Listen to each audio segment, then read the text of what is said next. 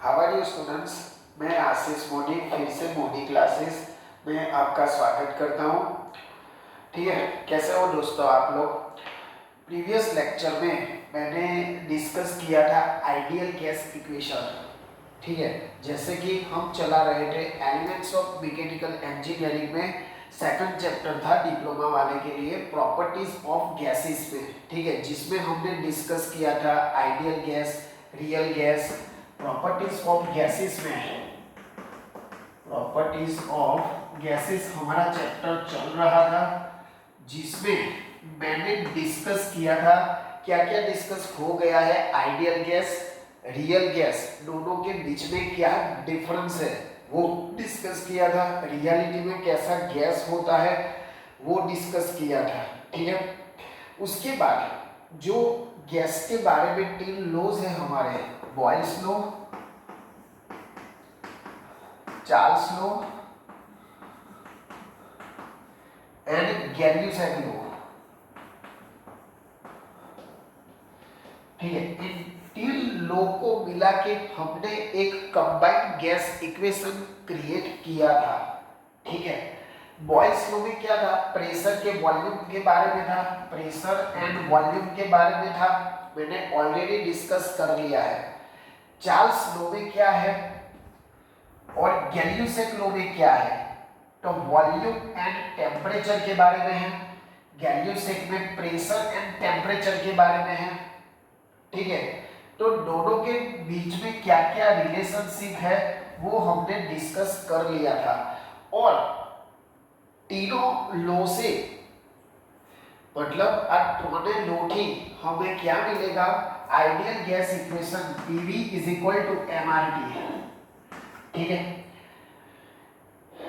इस इक्वेशन में R क्या है वो भी मैंने समझा दिया था कि R क्या है, आपका गैस कांस्टेंट है।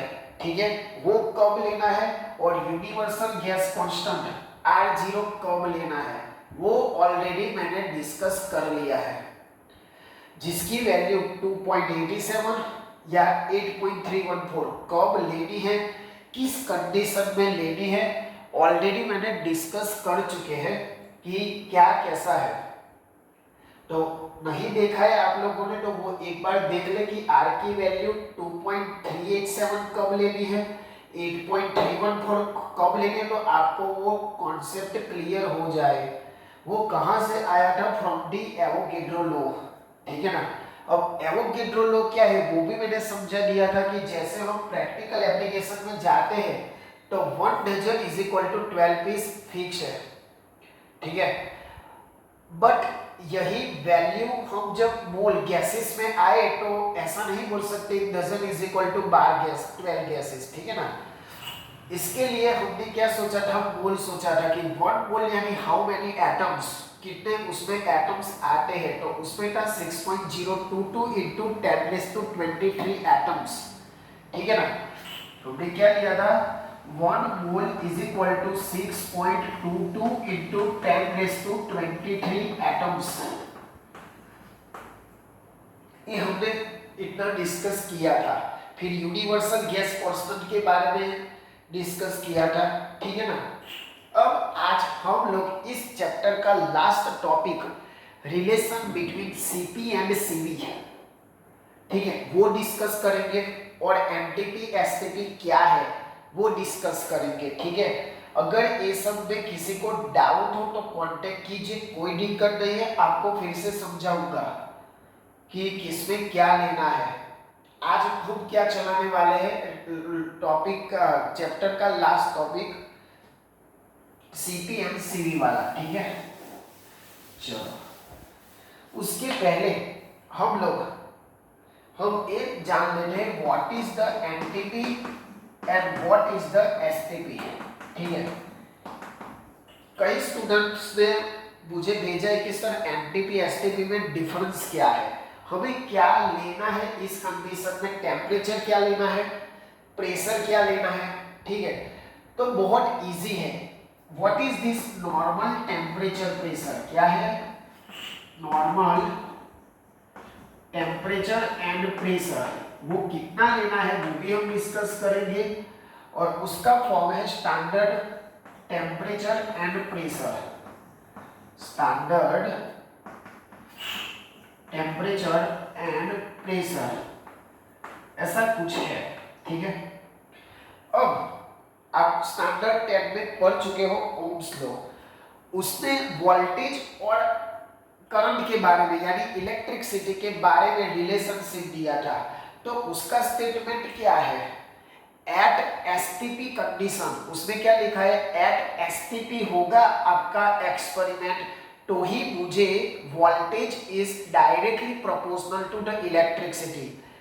क्या है बच्चों, उसने क्या बोला था, नॉर्मल टेम्परेचर प्रेशर नहीं बोला था, क्या बोला था, एट एसटीपी, यानी आप standard temperature pressure practical application करोगे, यानी स्टैंडर्ड टेम्परेचर और प्रेशर पे वो प्रैक्टिकल करोगे तो ही आपको क्या मिलेगा, ओम्स लॉ ओबे होगा, उसका पालन होगा। समझ में आया, स्टैंडर्ड यानी हमें वही लेना है, वही लोगे तो ही वो प्रैक्टिकल का जो भी ऑब्जर्वेशन है according to the Ohm's law वो मुझे मिलेगा, ठीक है। अब कितना लेना है, नॉर्मल में कितना लेना है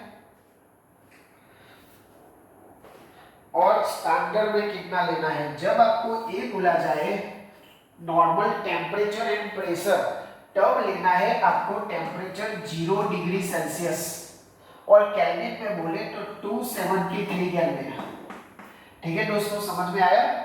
नॉर्मल में टेम्परेचर कितना लेना है, 0 डिग्री सेल्सियस एंड 273, स्टैंडर्ड में लेना है 25 डिग्री सेल्सियस यानी 25 डिग्री सेल्सियस और केल्विन में बोले तो 298, ठीक है, हाँ ठीक है, केल्विन, ठीक है। और what about the pressure and temperature, ठीक है, what about the pressure and temperature, pressure and temperature same है, उसमें क्या सेम है, pressure is equal to 1.01 into 10⁵ newton per metre square, ठीक है, और यहां भी प्रेशर इतना ही है 1.01 into 10⁵ newton per metre square, ठीक है दोस्तों। तो this is the difference between normal temperature pressure and standard temperature pressure. अगर आपको नॉर्मल बोला जाए तो टेम्परेचर प्रेशर ही लेना है और स्टैंडर्ड पूछा जाए तो टेम्परेचर और प्रेशर ए लेना है, ठीक है।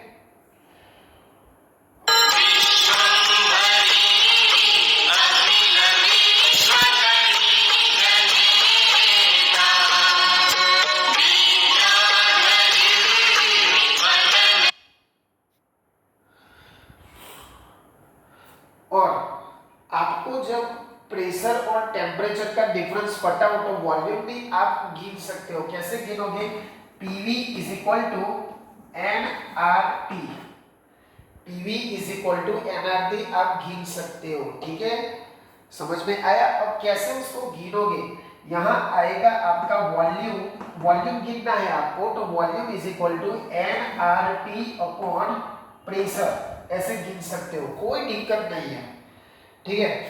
अब यहाँ n यानी मैंने प्रीवियस लेक्चर में सिखा दिया था, n यानी क्या 1 मोल, n यानी क्या 1 मोल, R इज इक्वल टू वो भी मैंने सिखा दिया है, टेम्परेचर कौन सा लेना है 25 डिग्री सेल्सियस और प्रेशर की वैल्यू क्या पुट कर दो, ए पुट कर दो, टेम्परेचर क्या पुट कर दो, ए पुट कर दो और R की वैल्यू पुट कर दो 8.314 और मोल 1 पुट कर दो, आपको क्या मिलेगा, वॉल्यूम मिल जाएगा, कितना मिलेगा आफ्टर द सिंप्लीफिकेशन, आपको मिलेगा 22.4 मीटर क्यूब, क्या मिलेगा 22.4 मीटर क्यूब आपको क्या मिलेगा, वॉल्यूम उसको मिल जाएगा, ठीक है।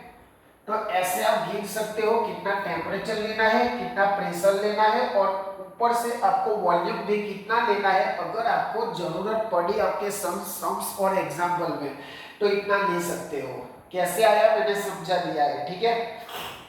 n यानी मोल है, मोल यानी 1 मोल लेना है, R की वैल्यू मैंने पुट कर दी है, टेम्परेचर पता है आपको, केल्विन में लेना है, ठीक है, वो याद रखना, केल्विन में लेना है आपको, कोई दिक्कत नहीं है। ठीक है, और ऐसे आपको वॉल्यूम मिल जाएगा। अब हम जाते हैं सीधा लास्ट टॉपिक पे, relation between CP and CV. अगर आपको ये यूनिट में डिस्कस है तो कोई दिक्कत नहीं, आप मूल कर दो, टेम्परेचर केल्विन में कर दो, न्यूटन पर मीटर स्क्वायर, तो आपको मिल जाएगा। ठीक है, चलो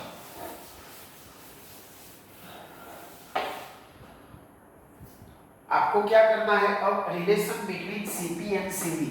अब इसके लिए पहले तो relation between CP and CV, CP and CV, ठीक है। अब देखो इसका मतलब क्या होता है, कांस्टेंट प्रेशर जब होता है ना तब हम सीपी का यूज करते हैं, कांस्टेंट प्रेशर, ठीक है। और कांस्टेंट प्रेशर को हम क्या बोलते हैं, आइसोबैरिक प्रोसेस। क्या बोलते हैं, आइसोबैरिक प्रोसेस। कांस्टेंट प्रेशर को क्या बोलते हैं, आइसोबैरिक प्रोसेस। और ये है कांस्टेंट वॉल्यूम। क्या है दोस्तों, कांस्टेंट वॉल्यूम।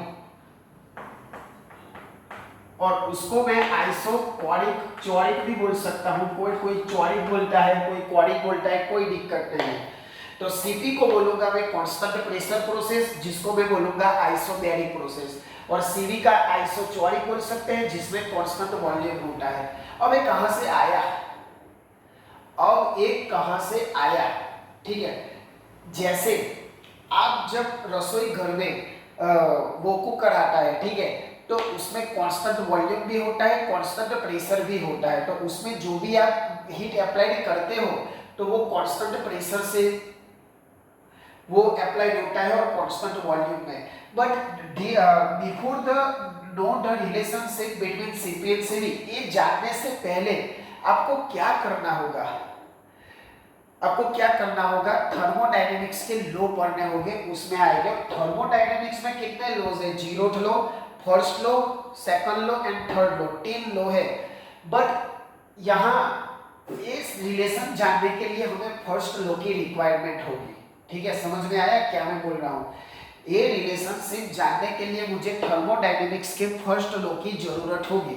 बट आपको आपकी नॉलेज के लिए उसके जितने भी रूल है, जितने भी लॉ है, वो जानना बेहतर होगा आपकी नॉलेज के लिए। तो थर्मोडायनेमिक्स जीरोथ लॉ क्या है, जीरोथ लॉ क्या बोलता है, इक्वालिटी के बारे में बोलता है, ठीक है ना।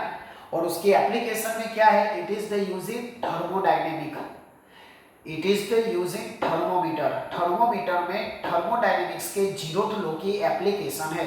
अगर आपको इंटरव्यू में या वाइवा में पूछा जाए कि थर्मोडायनेमिक्स का जीरोथ लॉ किस में यूज होता है, जैसे न्यूटन का थर्ड लॉ आपको रॉकेट प्रोपल्शन में यूज होता है, चलने के लिए यूज होता है, ठीक है ना, न्यूटन का थर्ड लॉ।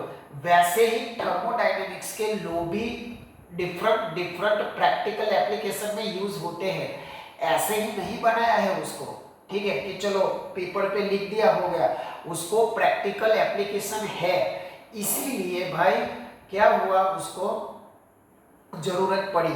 थर्मोडायनेमिक्स का जीरोथ लॉ इक्वलिटी है कि जहां टेम्परेचर अनइक्वल है वहां हीट ट्रांसफर होगी। आपने सुना होगा कि दो ऑब्जेक्ट रखा है, एक हॉट है और एक कोल्ड है। तो हॉट वाली जो एयर है और पानी है, ठीक है, तो एक दूसरे के कांटेक्ट में आने के बाद इक्वलिटी जब तक नहीं होगा तब तक ट्रांसफर होगा, ठीक है। उसका बेस्ट एग्जांपल है दो टंकी, ठीक है। दो टंकी मैंने एक के साथ कनेक्ट किया, एक टंकी में ज्यादा पानी है, एक टंकी में लोअर पानी का लेवल है, क्या होगा, हाई से लो होगा। तो this is the thermodynamics zeroth law, वो इक्वलिटी के बारे में पढ़ाते हैं। अब आप उसकी प्रैक्टिकल एप्लीकेशन मैंने बताया थर्मोमीटर। जब आप थर्मोमीटर का यूज क्या करते हैं बॉडी का टेम्परेचर मेजरमेंट के लिए, जब वो बॉडी के कांटेक्ट में आता है तब थर्मोमीटर में जो भी मेटल, कौन सी मेटल होती है, मर्क्यूरी, वो भी याद रखना। तो मर्क्यूरी टेम्परेचर बढ़ने की वजह से क्या होगा, उसका वॉल्यूम बढ़ेगा। अब टेम्परेचर बढ़ेगा, वॉल्यूम बढ़ेगा, which law you are better know from the previous lecture, Charles law या गैल्यूसेक लो या बॉयल्स लो। तो वो आपको वो लो पता होने चाहिए कि वॉल्यूम बढ़ेगा तो टेम्परेचर भी बढ़ेगा। चार्ल्स लो इज इंडिकेटेड कि temperature is increase then volume is also increase. तो तो यहाँ वो भी यूज होता है और थर्मोडायनेमिक्स के जीरोथ लॉ का भी यूज होता है थर्मोमीटर में। ठीक है, मैंने आपको एक नॉलेज के लिए बता दिया। अभी इस रिलेशनशिप के लिए मुझे क्या चाहिए, thermodynamic first law, thermodynamic first law. Thermodynamic, कई बच्चों को कंफ्यूजन होगा कि सर वो भी लॉ है कि एनर्जी कंजर्वेशन, जिसमें energy not destroy not produce, it is the convert only one form to the another form, वो भी है। बट जब आपको पूछा जाए कि what is the conservation law of energy, तब वो आप बोल सकते हैं। ठीक है, थर्मोडायनेमिक जीरोथ लॉ बता दिया और पहले मेरे लेक्चर में व्हाट इज थर्मोडायनेमिक वो भी मैंने समझाया है। व्हाट इज द थर्मोडायनेमिक वो भी मैंने आपको समझाया है कि थर्मो એટલે हीट और डायनेमिक यानी ट्रांसफर होना, हीट का ट्रांसफर होना एक जगह से दूसरी जगह, वो मैंने आपको क्लियरली समझा दिया है। फर्स्ट लॉ में क्या बोल रहा है, अब मैंने बोला था कि कोई भी लॉ आप रट्टा मत मारो, उसके फॉर्मूले से करो। अब फर्स्ट लॉ का फॉर्मूला क्या है, Q is equal to W plus delta U। ठीक है, this is the formula of first law. यानी क्या है, Q यानी हीट, ठीक है, W यानी वर्क और U यानी इंटरनल एनर्जी, U यानी इंटरनल एनर्जी। ठीक है, अब जब आप किसी भी ऑब्जेक्ट को हीट दोगे, जब आप किसी भी ऑब्जेक्ट को हीट दोगे तो वो वर्क करेगा और उसकी इंटरनल एनर्जी में क्या होगा, चेंजेस होगा। पहले कितनी थी और हीट देने के बाद कितनी है, तो वो चेंजेस होगा। ठीक है, तो Q is equal to W plus delta U। ठीक है, अब यहाँ आता है ट्विस्ट कि सर आपने तो बोला था Cp and Cv, तो यहाँ तो दिख नहीं रहा है, तो रुक जाओ, मैं शांति रखो। Q यानी हीट, हमें कैसे हीट देना है वो भी एक इम्पोर्टेंट है भाई। ठीक है, तो हीट देना है हमें, मैंने बोला ना कांस्टेंट प्रेशर पे, तो हीट देना है Cp पे, यानी mCp T2 माइनस T1। ठीक है, समझ में आया दोस्तों? क्या करना है, आपको हीट देनी है, पर कैसे हीट देनी है, कांस्टेंट प्रेशर यानी आइसोबैरिक प्रोसेस करना है और आपको क्या करना है, हीट उसको देनी है। ठीक है, और वर्क का फॉर्मूला, अब वर्क आप जानते हो कि क्या है, उसमें आएगा mR T2 T1। वैसे हम W is equal to P delta V भी मैंने समझाया कि what is the formula of the work, but मैंने बोला ना जैसा देश वैसा भेष, हम किस एरिया में काम कर रहे हैं, अगर आपको वॉल्यूम की जरूरत पड़ी तो वो फॉर्मूला भी यूज कर सकते हो। कौन सा वाला, W is equal to P delta V। ठीक है, और वो भी है W is equal to force into distance, कि जब आप किसी वस्तु पे फोर्स लगाओगे उसका डिस्प्लेसमेंट होगा तो आपको क्या मिलेगा, वर्क मिलेगा। जब डिस्प्लेसमेंट नहीं मिलेगा तब आपका वर्क जीरो होगा। वो भी ले सकते हो, मतलब जैसे एरिया में आपको जरूरत पड़ी वैसे आप ले सकते हो। और इंटरनल एनर्जी, अब आप किसी ऑब्जेक्ट को हीट दे रहे हो, ठीक है, जैसे प्रेशर कुकर, उनका वॉल्यूम कैसा है भाई, फिक्स है। क्या है, फिक्स है, तो प्लस T2 माइनस T1। तो याद रखना हमेशा भाई, हीट हमें कौन सा देना है, कांस्टेंट प्रेशर पे, और इंटरनल एनर्जी चेंज होती है, बट प्रेशर कुकर क्या फट जाता है, नहीं फट जाता, उसका वॉल्यूम कांस्टेंट रहता है। तो mCv T2 minus T1। Okay, इतना समझ में आया? क्या मैंने किया, according to the first law क्या मिला मुझे कि जब कोई आप ऑब्जेक्ट को हीट देते हो तो वर्क करेगा। कितना वर्क करेगा, जितनी आप हीट दोगे। उसमें लॉसेस भी होता है, बट अभी हम लॉसेस की बात नहीं करेंगे, और उसके साथ उसके इंटरनल एनर्जी में चेंजेस होगा। ठीक है, जैसे आप टेम्परेचर दोगे तैसा। चलो, अब क्या होगा, आफ्टर द सिम्प्लीफिकेशन ये आपका कट जाएगा, मास भी कट जाएगा।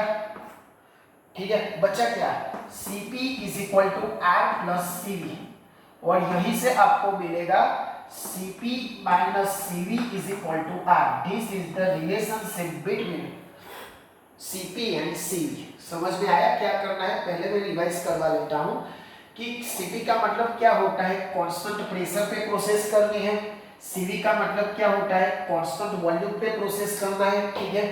तो उसमें यूज होगा थर्मोडायनेमिक फर्स्ट लॉ।